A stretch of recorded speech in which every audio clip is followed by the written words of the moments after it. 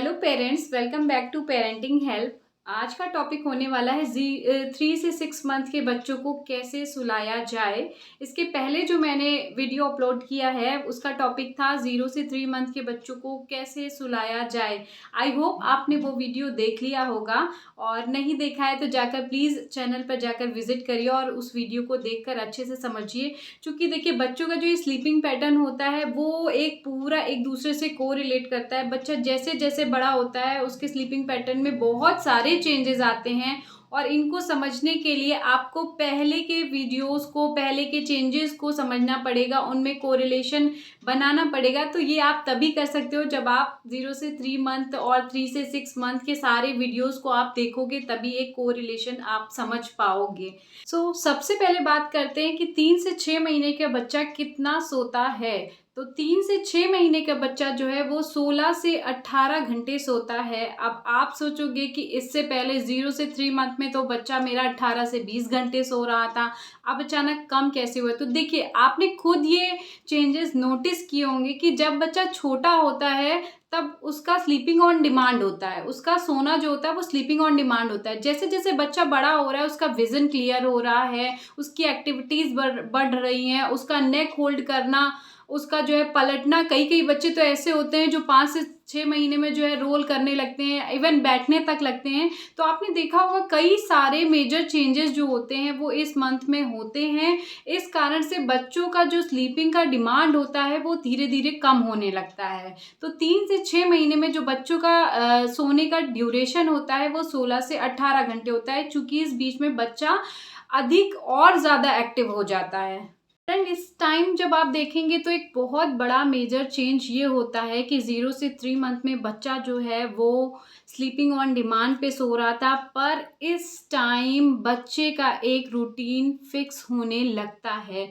मतलब बच्चा जो है वो दिन में 3 बार नैप लेता है और रात में वो सोता है, पर ऐसा नहीं है कि रात में वो पूरी रात ही सोएगा। नहीं, इस टाइम भी बच्चे फीड लेने के लिए जगते हैं, आपको जगाएंगे। मेरे पर्सनल एक्सपीरियंस ये थे कि मेरा बेटा जब पहली नैप 2 घंटे की लेता था, मैंने ये ऑब्जर्व किया है, दूसरी नैप वो 2.5 से 3 घंटे की लेता था, और तीसरी नैप वो 1 से 1.5 घंटे की लेता था। तो एज अ पेरेंट्स मेरा ये काम था कि मैं उसके पूरी स्लीपिंग पैटर्न को एक फिक्स पैटर्न के अंतर्गत ले आऊं, ताकि वो रात में अच्छी स्लीप ले सके। तो एज अ पेरेंट मैंने उसको ऑब्जर्व किया कि वो कब सोना चाह रहा है। मैंने उसके सोने के एक पैटर्न को निर्धारित किया कि बच्चे को रात में ज़्यादा जगना ना पड़े, या रात की नींद वो अच्छे से प्रॉपर से ले सके। अब बात करते हैं कि अगर आपका बच्चा 16 से 18 घंटे नहीं सो रहा है तो उसका रीज़न क्या हो सकता है। तो सबसे पहला और मेन रीज़न हो सकता है हंगर, भूख। यानी अगर उसकी डाइट जो है वो बढ़ चुकी है और उतना उसको सप्लाई नहीं जा रहा है, उतना वो नहीं ले पा रहा है, उतना वो फीड नहीं पा रहा है, तो वो इरिटेट होगा, वो डिस्कम्फर्ट फील करेगा और वो रोएगा। देखिए, बच्चा जब 3 महीने तक होता है, 3 महीने तक तो माँ उसे फीड कंटिन्यू करा ही रही है, लेकिन 3 से 6 महीने के बच्चों की जो डिमांड होती है वो यहाँ होती है और सप्लाई यहाँ हो जाती है। जब अच्छा एक कोरिलेशन नहीं बन पाता है तब ऐसी प्रॉब्लम्स आने लगती हैं। देखिए, मदर क्या होती है, 3 महीने से तो कंटिन्यू उसे फीड करा ही रही है, उसका पेट भर ही रही है, पर क्या होता है जब बच्चा धीरे धीरे बड़ा होने लगता है तो उसका पेट भी बड़ा होने लगता है, और हम मदर क्या नहीं कर पाते, हम उसकी डिमांड को पूरा नहीं कर पाते हैं।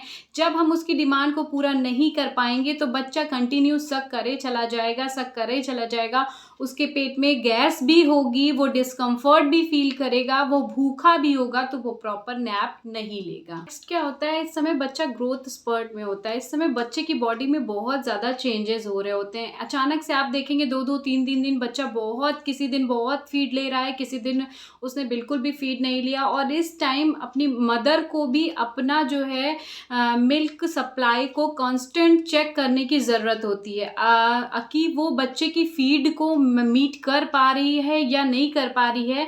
तो इसे चेक करने की भी कई सारे तरीके होते हैं। अगर आपको लगता है कि आपको इन सारे तरीकों को जानना है, या आपको कौन कौन से तरीके होते हैं, तो आप मुझे कमेंट बॉक्स में लिख दीजिएगा, मैं उस पर भी एक सेपरेट वीडियो बना दूंगी। तो मदर को भी इसमें अब कंटिन्यूअसली चेक करने की ज़रूरत है, क्या उसकी सप्लाई बच्चे की डिमांड को पूरा कर रही है। अगर उसे उन्हें ऐसा लगता है कि नहीं, उसकी डिमांड पूरी नहीं हो रही, तो आप अपने पास के किसी डॉक्टर के पास जाकर बच्चे को फ़ॉर्मूले पे शिफ्ट कर सकते हो। पर आप डॉक्टर से पूछिए कि आपके रीज़न के अकॉर्डिंग जो है कौन-सा फ़ॉर्मूला बच्चे के लिए बेस्ट रहेगा। और अगर आपका बच्चा 5.5 और 6 महीने का, आपने ये भी करके देख लिया, तो कई बच्चे ऐसे साइन देते हैं कि वो अब सॉलिड के लिए रेडी हो गए हैं, मतलब उन्हें अब सॉलिड चाहिए। तो आप अपने डॉक्टर से पूछ के उन्हें एक बार दिन में सॉलिड से इंट्रोड्यूस करा सकते हैं। काफ़ी बच्चों का देखिए, हर बच्चा दूसरे बच्चे से डिफरेंट होता है, हर बच्चा अलग होता है, हर बच्चे की भूख, डाइजेस्टिव सिस्टम सब कुछ अलग होता है। कभी क्या होता है, आप ही खुद सोचिए, अगर आप भूखे हो तो क्या आपको नींद आएगी? तो सेम यही प्रोसेस बच्चे के साथ होती है, अगर वो भूखा है तो उसे बिल्कुल भी नींद नहीं आएगी। सेकेंड रीज़न होता है एक्टिविटी। देखिए, इस टाइम बच्चा जो है वो बहुत हाइपर एक्टिव होता है, वो इस समय अपने आसपास के एटमॉस्फेयर को देखना समझना चाह रहा है, वो उसमें एक्टिविटी करना चाह रहा है। और हम पेरेंट्स को क्या आदत होती है कि हम उसे फीड दे के, हमें तो आदत होती है कि वो सीधे लेटा रहे, वो खेलता रहे, जबकि वो इस टाइम ये नहीं चाहता कि वो फीड लेने के बाद सीधे कंटिन्यूअसली लेटा रहे या वो कोई एक्टिविटी ना करे। तो हम पेरेंट्स को ये ज़रूरत होती है कि हम उसको आसपास के एटमॉस्फेयर से थोड़ा सा इंट्रोड्यूस कराएं, उसके अकॉर्डिंग 3 से 6 मंथ के अकॉर्डिंग जो एक्टिविटी होती है हम उसमें बच्चे को इंगेज करें, तो बच्चा थोड़ा सा टायर्ड फील करेगा और अच्छी से नींद देगा। देखिए, आप खुद से इमेजिन करिए, आप जिस दिन सारा दिन काम करते हो और घर आते हो, आपको बहुत अच्छी नींद आती है, वर्सेस उसके जिस दिन आप सारा दिन घर में रह के कोई भी काम नहीं करते हो, आप सिर्फ लेटे रहते हो, आपको उस दिन नींद कैसी आती है, आप खुद से फील करिए। तो सेम यही प्रोसेस बच्चे के साथ होती है। इस टाइम बच्चा एक्टिव मोड में होता है, वो अपने एटमॉस्फेयर को समझना चाह रहा होता है, अपने एटमॉस्फेयर की चीज़ों के साथ इंगेज रहने की कोशिश करना चाह रहा है। तो हम पेरेंट्स को उस लेवल की एक्टिविटीज़ उसके साथ करनी है जिससे बच्चा टायर्ड फील हो और वो अच्छे से नैप ले। तो इस टाइम बहुत ज़रूरी होता है कि आप बच्चे के एज के अकॉर्डिंग की एक्टिविटीज़ उससे कराइए और उसे थोड़ा सा थकाइए। तो इस टाइम हम अपने बेबी के साथ क्या करते थे, हम उसे मैट पे लिटा देते थे, वो रोल ओवर होता था, उसमें उसकी बॉडी थकती थी, वो अच्छे से नैप लेता था। अब प्ले जिम जो आते हैं आजकल के टॉयज़, उसमें बच्चा ऊपर जो टॉयज़ लगे होते हैं उनमें हाथ पैर चलाता है, तो बच्चा थक रहा होता है। आप पार्क ले जा सकते हो बच्चों को, वो अपने आस पास के एटमॉस्फेयर में लोगों को देखता है, अपना जो है ब्रेन चलाता है, तो उससे बच्चा जो होता है वो थक रहा होता है। तो आप उसको इन सारी एक्टिविटीज़ में इंगेज कर सकते हो जिससे बच्चा थकेगा और अच्छे से नैप लेगा। हम पेरेंट्स क्या होते हैं, हमें आदत होती है कि बच्चा जैसे लेटा हुआ है, जग रहा है, तो हम उसके साथ गाना गाते हैं, हम बातें करते हैं, जिससे बच्चे को कोई एक्टिविटी नहीं होती, वो सिर्फ प्लेन सरफेस पे लेटा होता है, ना उसका ब्रेन थक रहा होता है, ना उसका शरीर थक रहा होता है, तो वो अच्छे से नैप नहीं लेगा। तो बहुत ज़रूरी है इस टाइम आप बच्चे के एज के अकॉर्डिंग एक्टिविटी करें, तो बच्चा जो होगा उसमें इंगेज होगा, उसका ब्रेन थकेगा, उसकी बॉडी थकेगी, तो वो अच्छे से नैप लेगा। नेक्स्ट जो प्रॉब्लम होती है वो होती है टीथिंग की प्रॉब्लम। कुछ पेरेंट्स कहते हैं टीथिंग तो 6 मंथ के अबव स्टार्ट होती है, तो ऐसा नहीं है, एज अर्ली एज 3 मंथ में भी टीथिंग की प्रॉब्लम स्टार्ट हो जाती है। कुछ बच्चों को ऐसा होता है 3 मंथ में भी उनके गम्स स्वेल्ड हो जाते हैं, प्रोसेस स्टार्ट हो जाती है। तो आप समझ सकते हैं, अगर उनके टीथिंग की प्रोसेस स्टार्ट हो गई तो बच्चों का दिन रात सब खराब कर देता है। बच्चा जब सोता है तो उसे पेन का एहसास ज़्यादा होता है रेदर देन जब वो जग रहा होता है, और जब वो जग रहा होता है तो उसका माइंड कहीं ना कहीं इंगेज होता है, तो उसे उस पेन का एहसास नहीं होता है। लेकिन जब वो सो रहा होता है, फ्री होता है, तो उसे पेन का एहसास होता है, जो उसकी नींद को डिस्टर्ब करने में मेन भूमिका निभाता है। मैंने टीथिंग से कैसे बचा जा सकता है इसका एक सेपरेट वीडियो बनाया है, आप वहाँ जाकर चेकआउट कर सकते हो कि बच्चों को कैसे हेल्प करें कि उन्हें थोड़ा सा कम डिस्कम्फर्ट फील हो, थोड़ी सी कम इरिटेशन हो, तो आप वहाँ से जाकर चेक कर सकते हैं और बच्चों को थोड़ी सी हेल्प कर सकते हैं। चौथा रीज़न होता है बीमारी। देखिए, 0 से 3 मंथ में बच्चे को हम ज़्यादा बाहर नहीं ले जाते हैं, ज़्यादा लोगों से मिलाते जुलाते नहीं हैं, हम बहुत ख्याल रखते हैं बच्चे का। पर जैसे ही बच्चा 3 to 6 मंथ में आता है, हमें लगता है बच्चा थोड़ा बढ़ रहा है, एक्टिविटी कर रहा है, नेक होल्ड कर रहा है, विज़न डेवलपमेंट हो रहा है, बच्चा आसपास के एटमॉस्फेयर में इंटरेस्टेड है, तो हम उसे मॉल ले जाते हैं, पार्क ले जाते हैं, लोगों से इंटरेक्ट कराते हैं, which is good thing. But हमें सफाई का भी बहुत ध्यान देना है। ऐसा नहीं है कि बच्चे ने कुछ कुछ भी उठा के मुंह में भर लिया, कोई भी आके उसके चीक्स को या हैंड को या उसके लिप्स पे टच कर रहा है, ये सब हमें बहुत ध्यान देना है।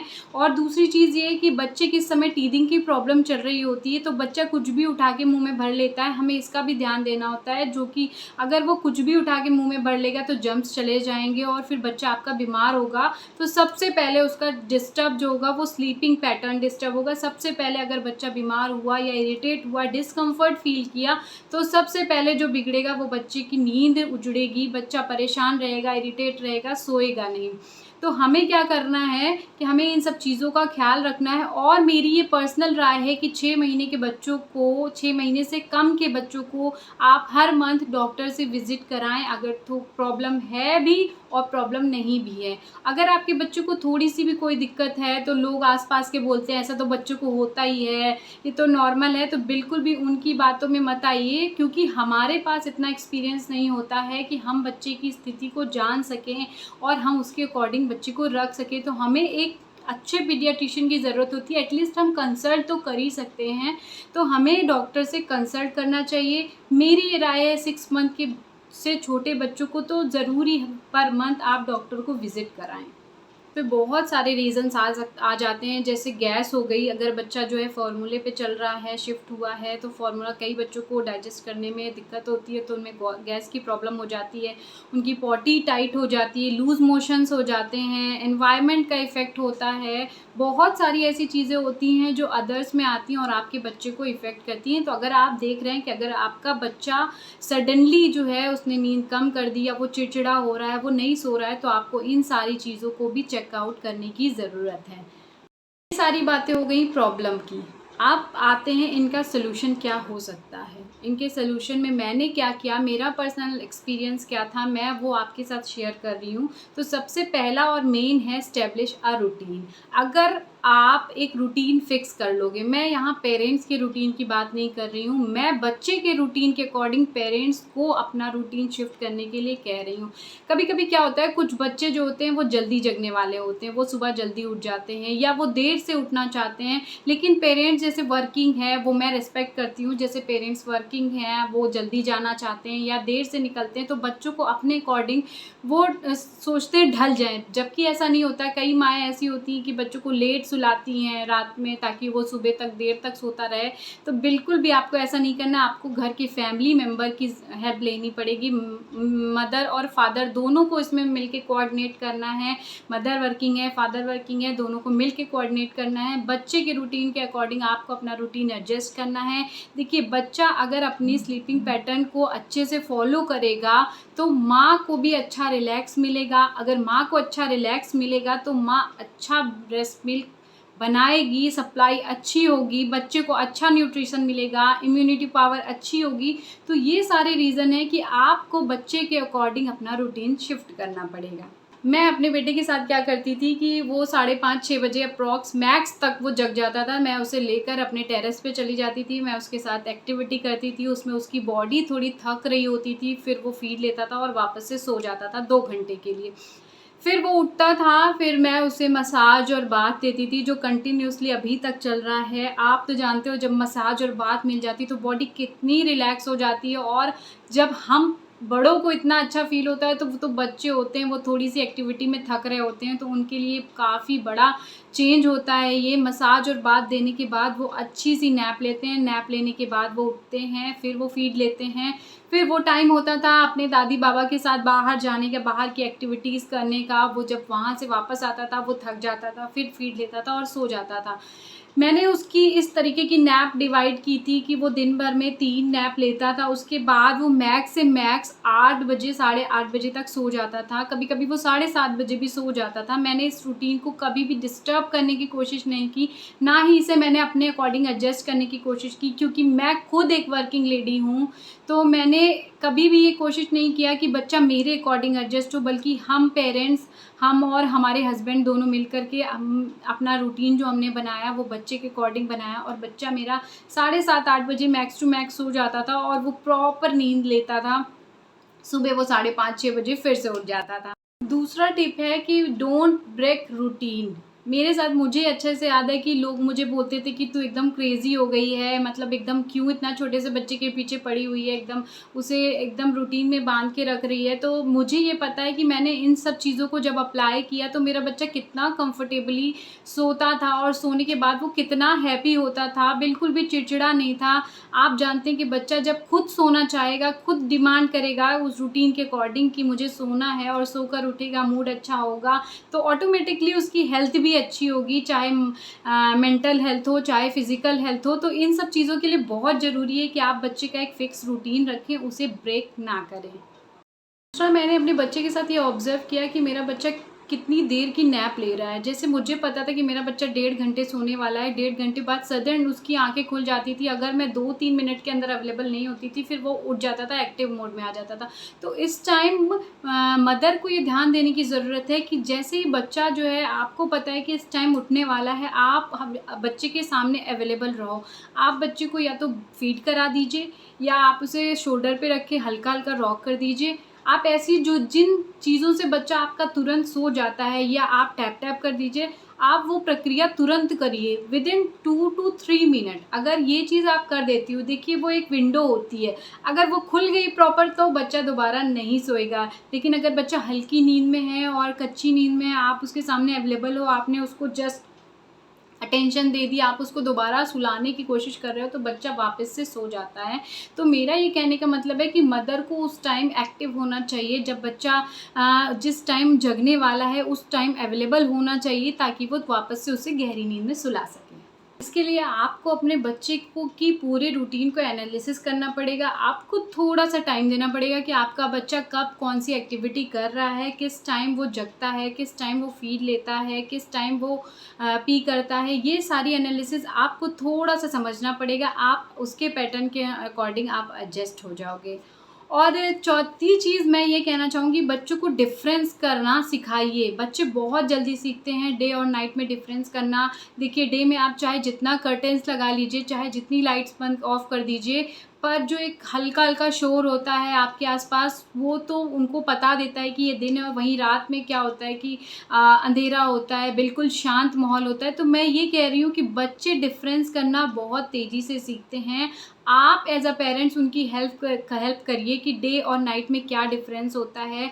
जब वो इस डिफ़रेंस को समझ लेंगे, तो वो बहुत अच्छी नैप लेंगे। और आशा करिए, मैंने इन सब चीज़ों को अप्लाई किया है, अप्लाई करने के बाद मुझे एक बेहतर रिज़ल्ट मिला है, मेरे बच्चे को एक अच्छा कम्फ़र्ट मिला है, मेरा बच्चा कभी चिड़चिड़ा नहीं हुआ है। मैं यही सजेशन आपको देना चाहूँगी कि अगर आपके बच्चे के साथ ऐसी प्रॉब्लम्स आ रही हैं, तो आप प्लीज़ इन सारी चीज़ों को अप्लाई करके देखिए, आपको भी एक बेहतर रिज़ल्ट मिलेगा। आशा करती हूँ कि आपको मेरा ये वीडियो पसंद आया होगा। अगर पसंद आया तो प्लीज़ एक लाइक करिए। आपका लाइक मुझे एप्रिशिएशन देता है, मोटिवेशन देता है वीडियोज़ बनाने के लिए आपके लिए।